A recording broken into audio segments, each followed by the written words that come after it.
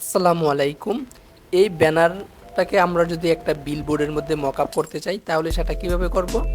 তো তার জন্য আমরা গুগলে সার্চ করব এই যে মকআপ ব্রো লিখে আমরা এন্টার করব। তো এখান থেকে এই যে প্রথম ওয়েবসাইটটিতে আমরা ক্লিক করব, এই যে mockupbro.com এখানে। তারপর আমরা এখান থেকে এই যে প্রিন্টে চলে যাব, এই যে এখান থেকে প্রিন্ট। তারপর আমরা এখান থেকে অ্যাডটা মূলত ক্লোজ করে দিব।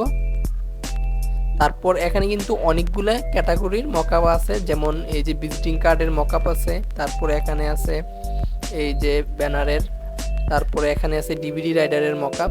তারপর আমরা এখানে দেখি টুতে ক্লিক করে পাই কিনা।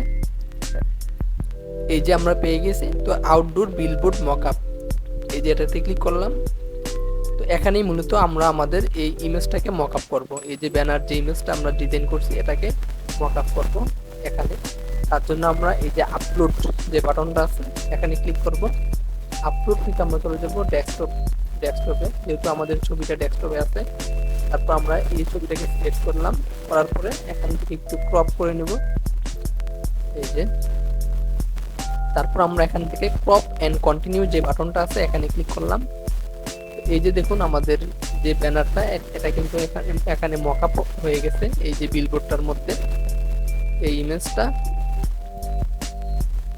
ইমেজটা কিন্তু আমাদের এই বিলবোর্ডটার মধ্যে কিন্তু মকআপ হয়ে গেছে। তারপর আমরা এটাকে ডাউনলোড করব। ডাউনলোড করার জন্য আমরা ডাউনলোড বাটনে ক্লিক করলাম। তো এখানে একটু লোড হবে। তো আমাদের ইমেজটা কিন্তু এই যে মকআপ যে বিলবোর্ড ইমেজটা এটা কিন্তু ডাউনলোড হয়ে গেছে। তো আমরা এখান থেকে ফাইলটা ওপেন করব। এই যে আমাদের মকআপ ডিজাইনটা এটা। তো আপনি এভাবে খুব সহজে এই mockup.com ওয়েবসাইট থেকে আপনি যে কোনো জিনিস মকআপ করতে পারবেন। শুধু বিলবোর্ডই না, এখানে ভিজিটিং কার্ড, তারপরে এই যে কার ডিজাইন, তারপরে আছে প্যাকেজ ডিজাইন, এখান থেকে করতে পারবেন এই mockup.com ওয়েবসাইট থেকে। তো আজকের ভিডিওটা এই পর্যন্তই। ভালো থাকবেন সবাই। আসসালামু আলাইকুম।